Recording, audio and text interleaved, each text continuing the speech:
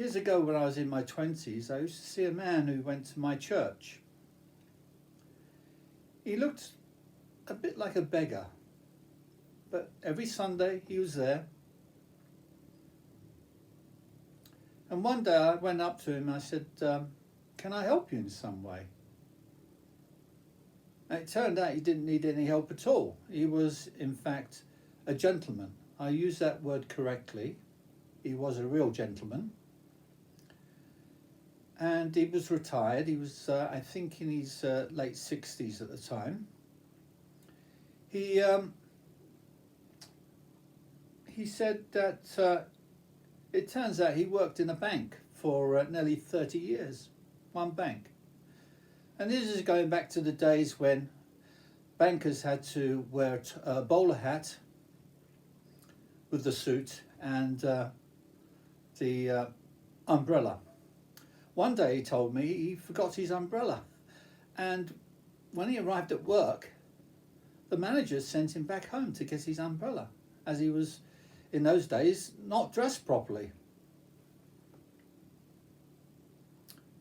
But I mentioned, I asked him, what did he do there at the bank? It turns out it was the head office, and when I asked him if he was the cashier at the beginning, he was quite insulted. He said he wasn't in such a lowly position as a cashier, and he spoke very good English, being a gentleman. No, he was the cipher clerk. He used to decipher messages which went between his bank and other banks, and he used two different ciphers to make it even more confusing for people. It was almost like a computer, that fellow. You could ask him questions on anything, as long as it was intellectual, and he would know the answer. And he used to always tell me about dates which were coming up within the next few days, such as church dates and things like that, and when to put my clock back and when to put it forward. Anything to do with mathematics he could answer, or history, and he knew. He went to a very good quality school where it was monks that taught him and the rest, and the type of people who went to this school were lords and the upper classes, like he was. And he said that the school was quite hard. He hated the school, in fact. It was a hardship for him because they used to feed the boys very little food, and there was no salt and pepper and no sauce or tomato ketchup and things like that. Nothing to make the food taste better. And they deliberately did that so the boys wouldn't eat so much, because it was tasteless, basically. Can you imagine boiled, I'm not sure if they had boiled beef, because that's quite tasty, but they had boiled this and boiled that, so it tasted awful, stodge, basically. And this is rich boys from rich families. And of course they didn't have much money themselves, the boys. That was part of the education, you see, to give them hardships. And just a reminder, if you like my videos, please give me a thumbs up and hit the subscribe button. Thank you. Anyway, his master was hoping that he would go on to become a judge, and he could have become a judge, and I asked him why he didn't. He said that he had no interest in studying further. Once he left at university, or was it school, I don't know. Once he left, he just went straight into a job working in the bank. Even though he was extremely intelligent, and he was a gentleman in the true meaning of the word, they used to have a servant when he was younger, and when everyone else passed away, including his granny, the servant got to a certain age and she retired, and he decided not to bother getting another servant. And by this time he used to save his money. he used to visit a home for wayward boys, and he felt so guilty, him in his wonderfully made suits. In those days, you couldn't get off the peg suits normally. You would go to the tailors and have a suit made. So he had this wonderful lifestyle, living with his family. And he saw the way the boys at this home were living, and he felt guilty. So instead of helping them out financially or in some other way,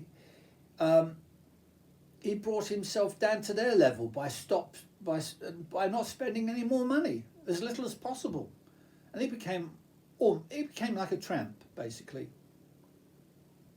And being of the upper classes, being extremely intelligent and as he was, you can find this in a lot of intelligent people. They can't even do their shoelaces up, and he couldn't do his shoelaces up. And he told me that as he got older, he started growing hair, facial hair. And one of the masters stopped him in the corridor and said, "Powell," that was his surname, Powell. "Powell," he said, "I want you to shave off all facial hair." So next day, he was walking down another corridor and the same master saw him and said, "Pal, what's happened to your eyebrows?"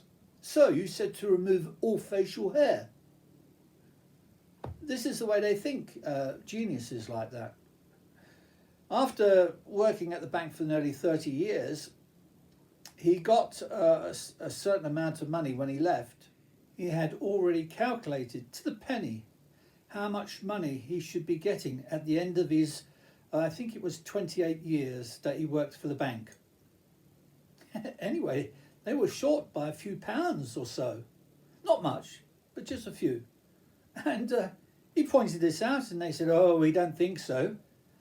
He said, "But we'll look into it." And sure enough, they were shocked to find that he was right and they were wrong. They said he's the first man ever to ever question the payment and be correct as well, of course. Francis, by the way, learnt at school Greek and Latin, or should I say Latin and Greek. And that helped him to understand foreign languages in Europe because they all come from those languages, Latin and Greek. But that just shows you he was old school to be able to understand Latin and Greek. How many people do understand that these days, except the very top people?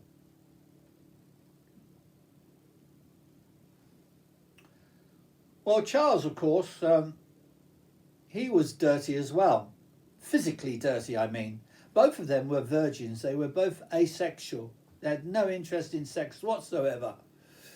And Charles, being lazy when it came to keeping clean,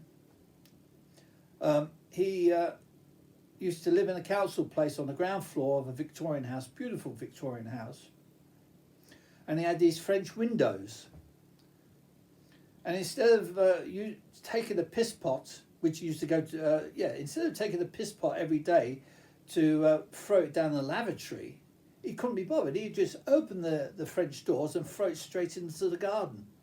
Actually, it wasn't just piss as well, it was everything he would do in that pot, just as Francis did as well. And so he would throw this mess into the garden every day, and it wasn't too bad in the winter months, but as soon as summer came, there was blue bottles everywhere, and big blue bottles.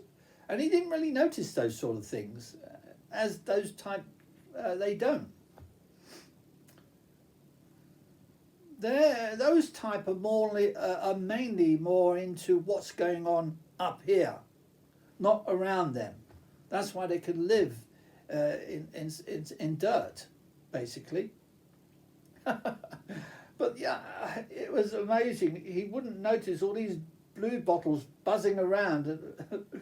And it was outside. You couldn't walk out there into the back garden because it became a quagmire of shit, basically. Oh, Charles. I never forget, he used to go to this cafe in South Kensington, very posh place, South Kensington. But this cafe was quite cheap, and a lorry driver's cafe almost. And he used to sit there, he used to order one cup of tea. And he'd sit there for hours and hours reading his book. One day the owner got fed up, and he said, look, you can't expect to sit there all day for one cup of tea. You're going to have to buy a cup every hour. And of course he never went back.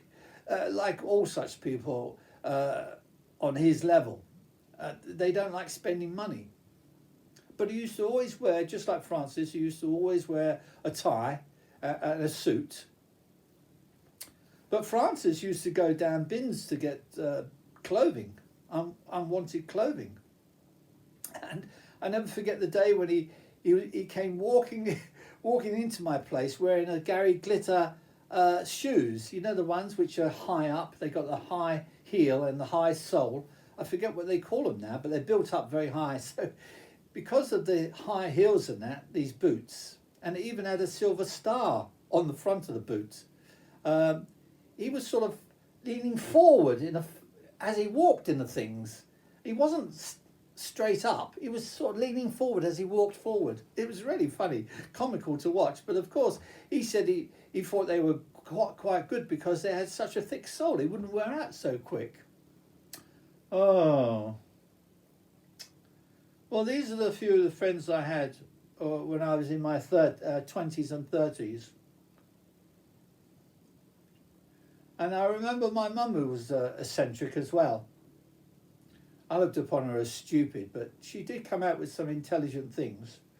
And I used to try and get my mum to visit every so often because I hated to think that she was alone in life. I wanted to know that I love her very much. And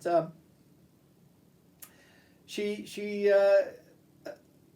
came around to my place, and I wasn't there at the time. And so she was waiting for me in the passage outside my door, and Francis arrived early, and he was waiting as well. And they got talking, and she just talks and talks and talks. And she said, well, I never came last week because it's so far to come.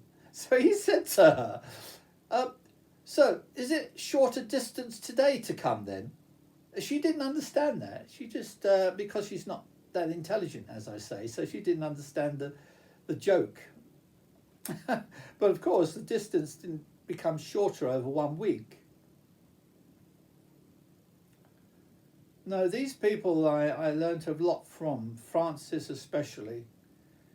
And he was like a dictionary. He knew all the words. You could come out with any word from that dictionary and he would know them. Wonderful. That's in a way, that's what a true gentleman is. He has great knowledge of the words. One of my favourite gentlemen these days is Thomas Sowell, or Thomas Sowell. Yeah, I think that's how you say it, Thomas Sowell. He's a black man. Unfortunately, he's in his 90s now. I think he's about 91, and he can't have long left. It's a pity that these people can't live forever because society needs people like this. Thomas Sowell. A wonderful man. He's an economist. And he goes on facts, not on feelings. Anyway, what I really want to talk to you about is money. We're all interested in money, aren't we? Have you ever wondered how it gets into the system? Because more and more people that are born into this world, so we've grown and grown over time, and yet the money doesn't seem to diminish. It gets more and more and more. Well, of course, these days with computers, money doesn't really exist so much in paper money. I think 90% of money actually exists in numbers on a computer. And before that, of course, it existed in numbers in your bank book or in ledgers. It's all numbers. But still, You can see that somehow they get more and more paper money into the system. And also about that money in the ledgers. Where does that come from? Well, he never knew the answer to this. He knew the answer to virtually everything, Francis did, but he didn't know the answer to that, and yet he worked in a bank for 30 years. I asked him several times over the 25 years that we knew each other until he died. And it was only in the last 10 years I found out.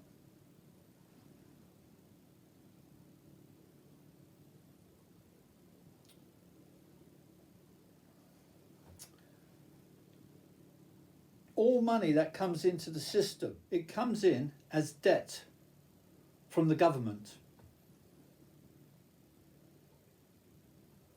So if you are borrowing from the bank money to pay for a house, so let's say the house is worth 100,000. Most of that comes from the government to the bank.